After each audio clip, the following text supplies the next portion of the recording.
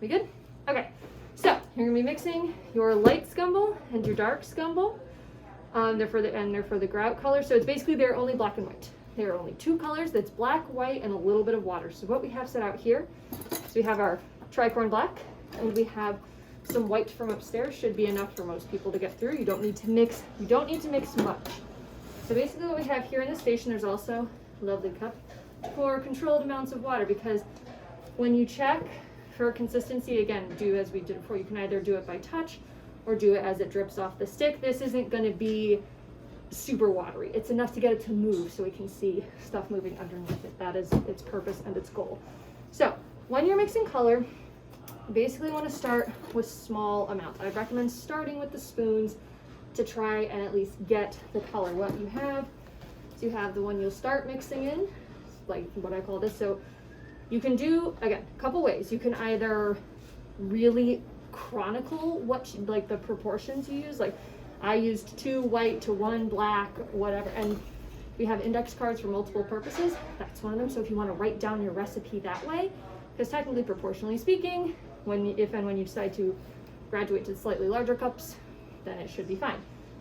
Or can do it more of the loosey-goosey where it's like, I know it's like a little more white, and I knew I threw in a little more white than black, and you kind of are just using that to match. So whatever way is going to keep you from wasting the least amount of paint. What we don't want to happen is you get up to here trying to mix the color, and now what? Well, if that does happen, that's why there are multiples of these out. If you notice, because here's the thing about mixing paint, like as you're mixing, you'll start to notice as you start to get higher, as you add things, it's not really affecting the color enough.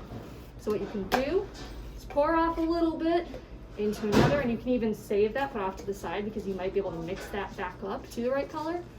But that way we're not wasting any paint. So, and if at the end you're like, okay, this is my slap paint and not color that I want,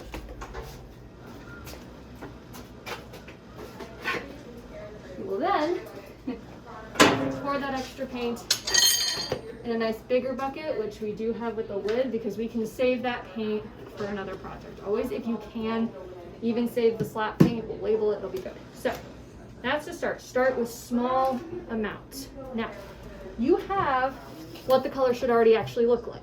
So that is going to be what I would call your first test. So say I'm mixing the light. We know the light's going to want a little more white than black, whatever. Now, first way you're going to be able to see if your color is close, you'll kind of be doing it by eye. You're like, okay, like say I've mixed a color and I'm looking at it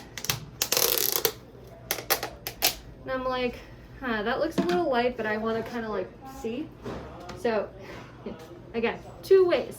You can either do what's called the kiss test or the drip test. So kiss test is where you take a little on each finger and actually kiss them together. Now we can obviously see you would want to add more black. And again, it's nice with these are a nice 2-color mix.